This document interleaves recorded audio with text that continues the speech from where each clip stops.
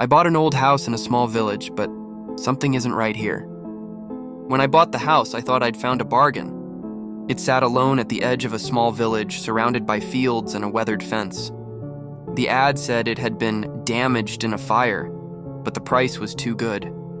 I wanted quiet, peace, a break from the city. The silence hit me right away. The walls were blackened but solid. I spent weeks repairing, painting, sanding.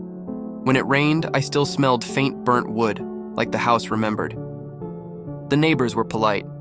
An old woman showed me the bakery, a man helped with tools, kids watched from across the street. It all seemed normal. That first night, I sat on the couch eating pizza, listening to the creak of beams and wind in the chimney. This place feels right, I thought. The next day, I explored the village. Tiny square, bar, bakery, barber. Everything looked frozen in time. Peaceful, but heavy somehow. That evening, I checked the attic. Among dusty boxes sat a small wooden chest with 3 VHS tapes. Harvest Festival 1990, Thanksgiving 1991, Christmas 1993. They looked harmless, but curiosity won. I played the first one.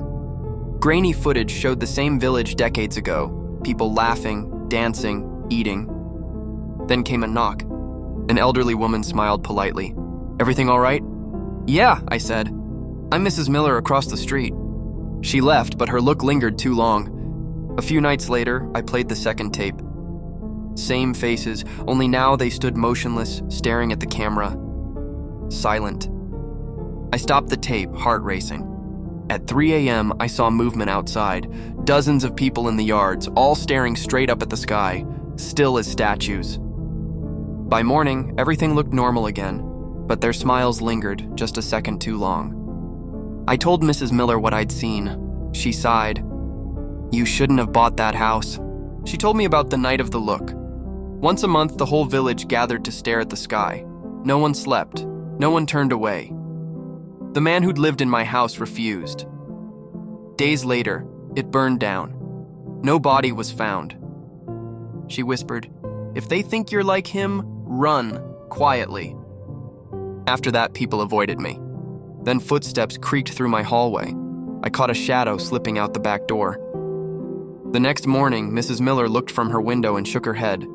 "Don't show you know." I searched online, "Man missing after mysterious blaze." One line stood out, "They say the village took him." That night, whispers woke me. Outside, they were there again. Men, women, children, this time staring at me. Across the street, Mrs. Miller cried before turning off her light.